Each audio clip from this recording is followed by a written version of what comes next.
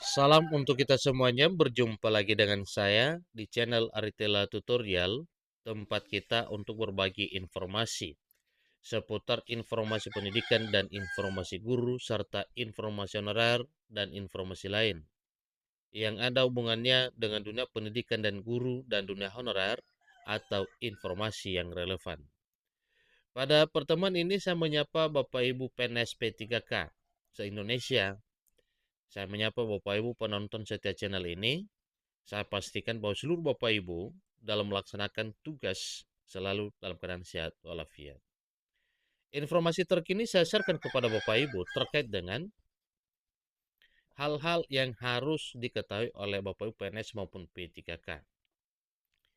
Ada informasi terbaru dimuat oleh media nasional Klik Pendidikan dengan judul "Harap Diterima dengan Ikhlas".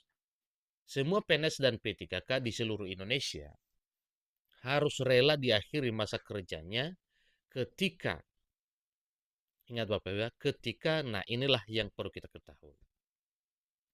Ketika kapankah Bapak Ibu PNS P3K itu berakhir masa jabatannya atau berakhir masa kerjanya ya.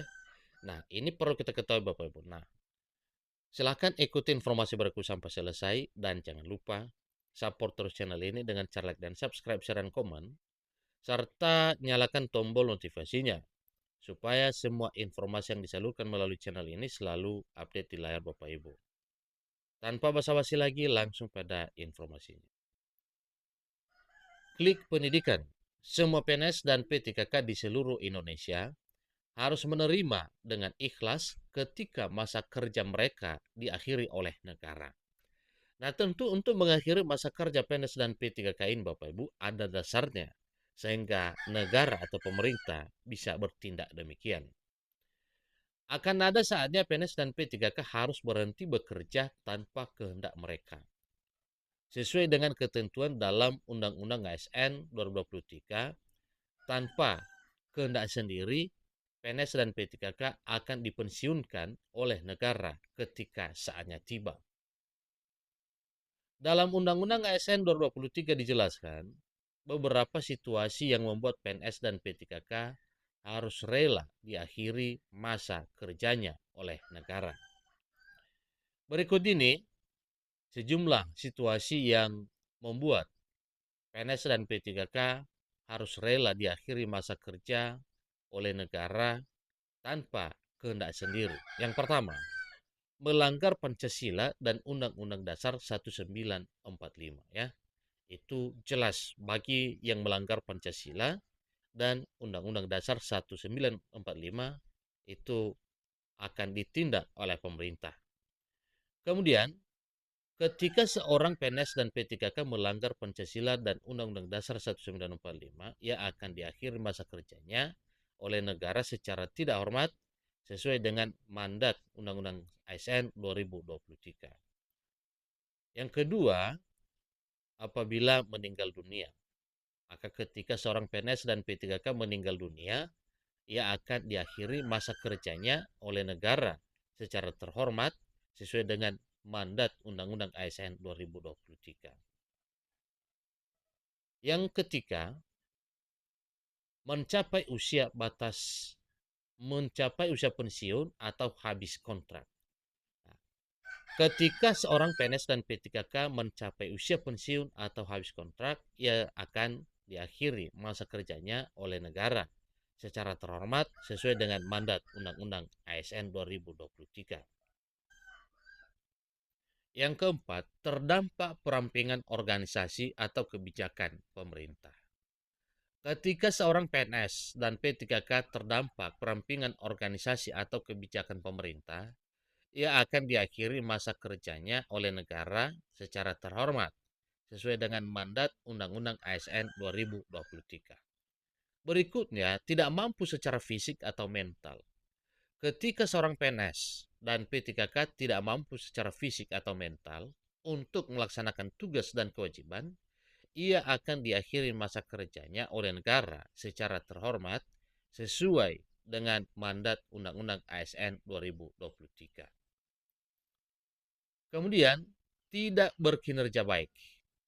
Ketika seorang PNS dan P3K tidak berkinerja dengan baik, ia akan diakhiri masa kerjanya oleh negara secara terhormat sesuai dengan mandat Undang-Undang ASN 2023. Kemudian melakukan pelanggaran disiplin berat.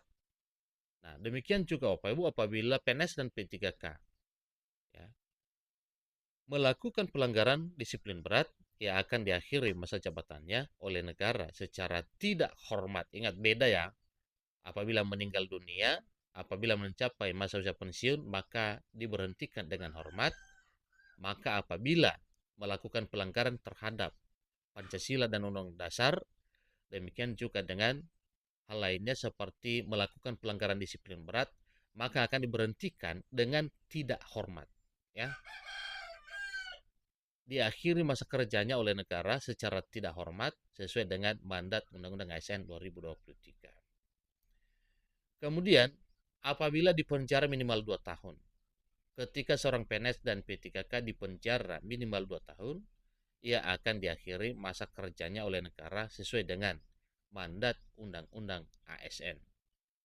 Berikutnya dipenjara karena kejahatan pidana, ya, dipenjara karena kejahatan jabatan. Nah, oleh karena ini juga nantinya para PNS dan P3K diberhentikan. Ketika seorang PNS dan P3K dipenjara karena kejahatan jabatan, ia akan diakhiri masa kerjanya oleh negara secara tidak hormat sesuai dengan mandat Undang-Undang ASN 2023. Berikutnya, menjadi anggota atau pengurus partai politik.